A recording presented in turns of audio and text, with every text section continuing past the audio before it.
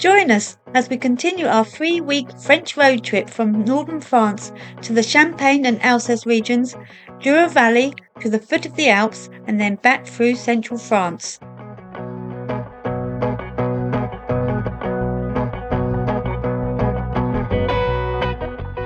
Welcome back to the channel where we are on the road again. We have left Arras, and if you haven't seen our previous episode, check it out, where we visit the historical town of Arras and Vimy, and we visit the Canadian War Memorial and the World War I trenches and tunnels. Our next destination is Epernay in the Champagne region. We were hoping to get in the town's campsite, but unfortunately it's fully booked. So our plans of not booking anything has crashed and burned already. Yeah. So we have plan B, which is still to travel towards Épernay, and we will stay in a small town or village close by, and hopefully somewhere we can cycle into Épernay the next day. We have some ideas, some options that we found on Park for the Night, so we'll be choosing one of those. So let's get going, and fingers crossed we'll be lucky. And we will definitely be having a glass of champagne in Épernay tomorrow. The journey from Arras to Épernay took around 4 hours, and we travelled through a constant changing landscape.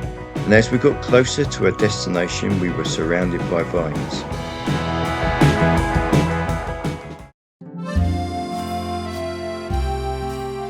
We found somewhere to park. We are parked in Damery, 10 kilometres away from Épernay, and I think we should be able to cycle there in 30 minutes tomorrow, so we'll keep the van parked up here. This is a great option as a replacement to our campsite in Épernay. The car park is run by the Mairie, the town council, and it's right next door to a lovely little park where the locals are playing balls on this Saturday afternoon.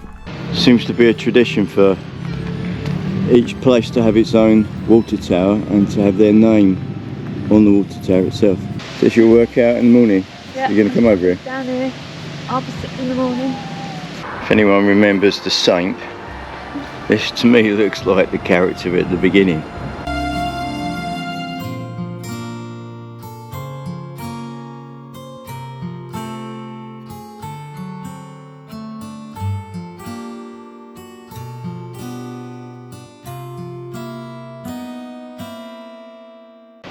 We have a sign here that says Epernay and points down what is the cycle track, 9.4 kilometres. So that is exactly what we want. So that's tomorrow's ride.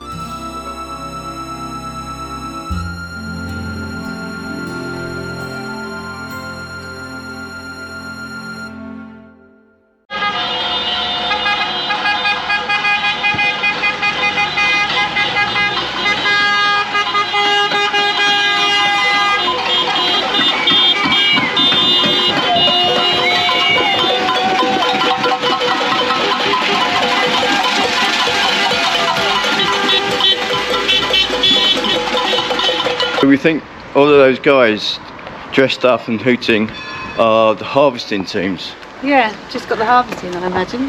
When we drove in, we had 3 vans behind us, and all the villages they went through, they were doing the hooting as well. But I don't think they were as good as those guys, because they're all dressed up.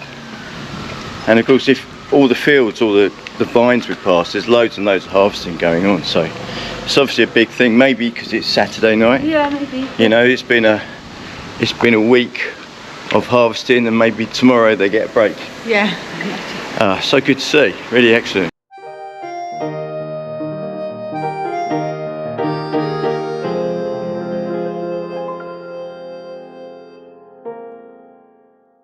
So far it's a really nice flat cycle path.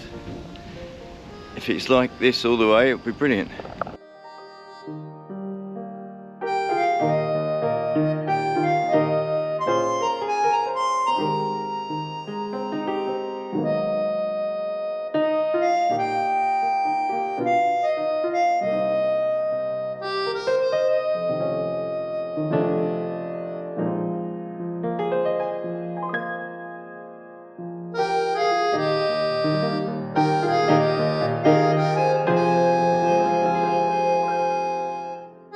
So we've arrived in the centre, looking for somewhere to park our bikes. We didn't have to go very far from the tourist information office when we found this park up on the De la Resistance roundabout at the beginning of the Champagne Avenue. So we're all set to go.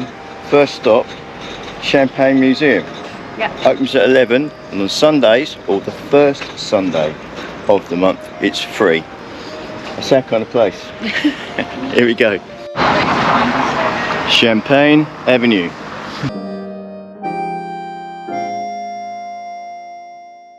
So we've found the museum.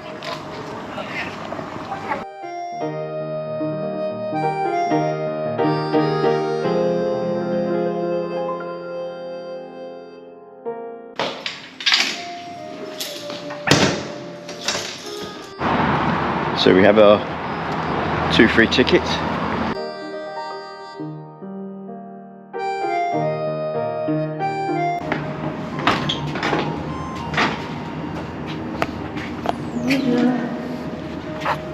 So it seems to be a self-guided tour. She scanned our tickets and said, start in that room, and this is the room we're starting. And we've got a booklet to tell us everything we need to know. You've got to squeeze this and the smell will come out here apparently.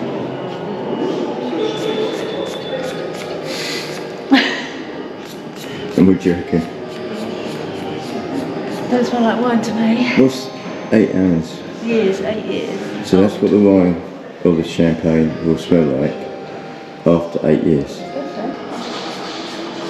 Oh my god, it smells like cheese. Oh God! My God, that's disgusting. So what is that? It's Chardonnay after 6 or 4 years. I'll avoid that. We just discovered that you can lift up to see what it does smell like, and the one that we didn't like. Is that it? Yeah, which I think it was more cheesy to me. See if I can guess. Smells like mushrooms. Mushrooms. I promise I didn't look. It does smell like mushrooms. So, is this for bottling wine or is it a torch device? Both maybe. It looks like you could give someone extreme pain with that.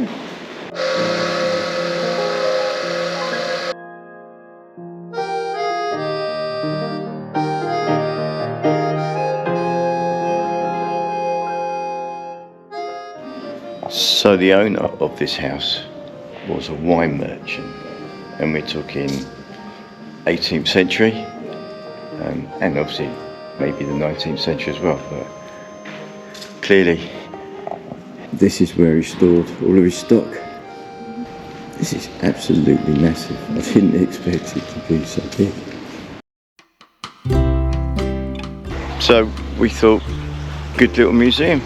Yeah. Yeah, and it's normally €10, but you've got not just the champagne history, you've got some archaeological stuff as well. The history of the area. And one thing I thought of on there when they were talking about champagne being used in celebration, I think that probably is the start of its success. The fact that people would celebrate famous events, the launches of ships and winning titles and things, so people see it, don't they, and want to have the same, want to have the same thing for their celebration, and then it just sort of snowballs and spreads, and then people have little weddings and parties.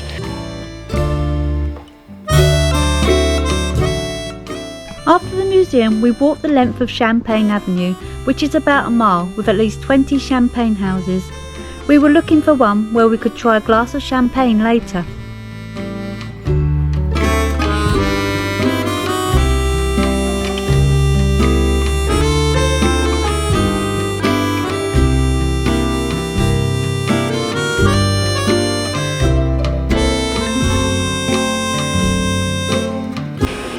£6,930 euros. For that one?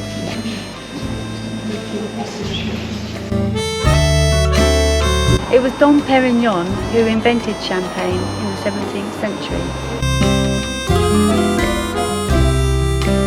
Before we go and drink some champagne, we thought we'd better line our stomachs for lunch. And I've gone for the brioche bun with bacon,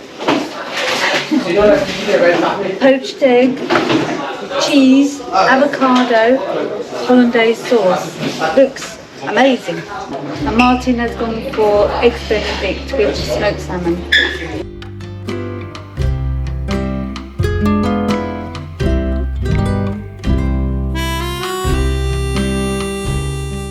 We chose the Beaujeu Champagne House for our afternoon drink. It's my champagne. Champagne is served, madam. Original brut, apparently. Okay. Cheers. Cheers. Or is there some other term you use for drinking champagne? I don't know.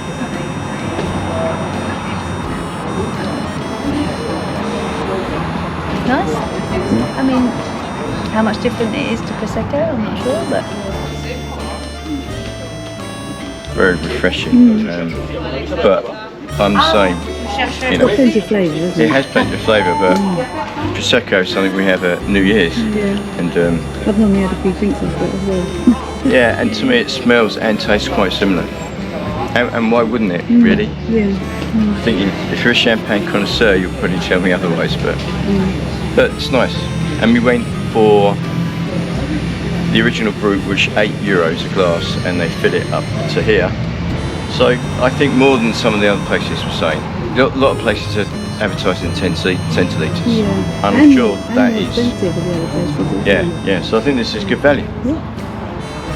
Winston Churchill had a glass of champagne every morning at 11 a.m. A popped champagne cork can reach 24.8 miles an hour. Marilyn Monroe had a bath containing 350 bottles of champagne. James Bond drank champagne 65 times in his novels.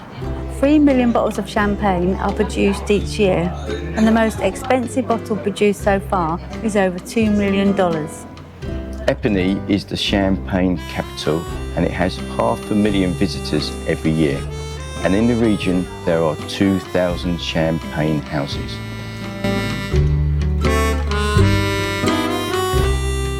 We've had a great time visiting Epernay and staying in Damery.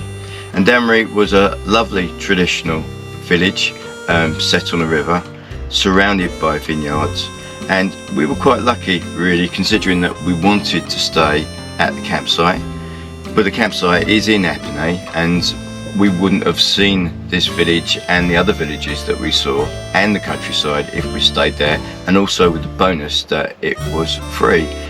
So thank you for watching, and if you like this video, please give it a thumbs up. And we will see you on our travels in our next episode, where we will be visiting Aiguichon and Colmar. So we'll see you then. Bye. Bye.